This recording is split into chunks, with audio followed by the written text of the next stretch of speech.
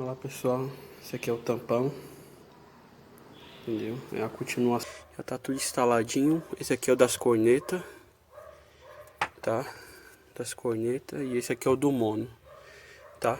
Eu usei cabo de 16 milímetros e eu tive que estanhar e afinar a ponta para poder encaixar aqui, que é muito fino.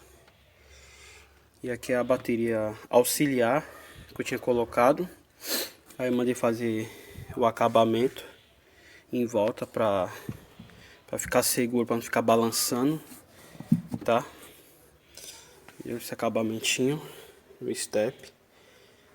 Caso queira tirar, é só pegar a bateria e jogar ali pro canto e tira o step, entendeu? E o macaco vai ficar aqui, ó, nessa parte daqui, ó. Eu vou deixar ela pregada aqui, bonitinho, forradinho, certo? Já mostro tocando já. Falou, galera. Aí, ó, como ficou o acabamento. Não parece que tem madeira aqui, né, pessoal? Então ficou bem acabadinho.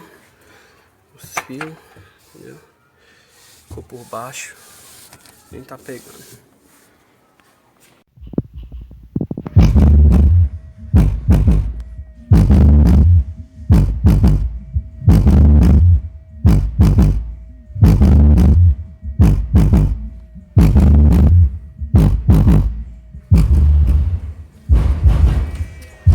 E não clipa, gente. No 20.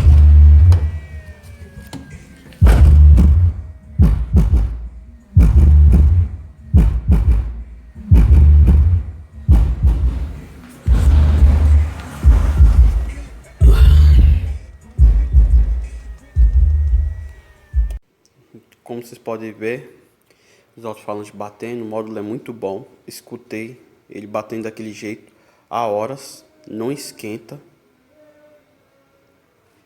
entendeu? E dá umas pancadas muito boas, entendeu? Escutei ela num volume 28, não esquentou, sempre módulo frio, entendeu? A única coisa que deixou a desejar só foi as cornetas que eu comprei da Orions. Elas não aguentam, elas é muito fraca, entendeu? Eu vou comprar da Selene D250X e os tweets da Selene também, entendeu? Essa Horus aí, elas é muito fraca, ela é mais para escutar dentro do carro, entendeu? O alto-falante ficou perfeito, bate de longe, numa boa. As cornetas não conseguem, elas começam a distorcer tudo. Beleza, galera? Obrigado e até a próxima.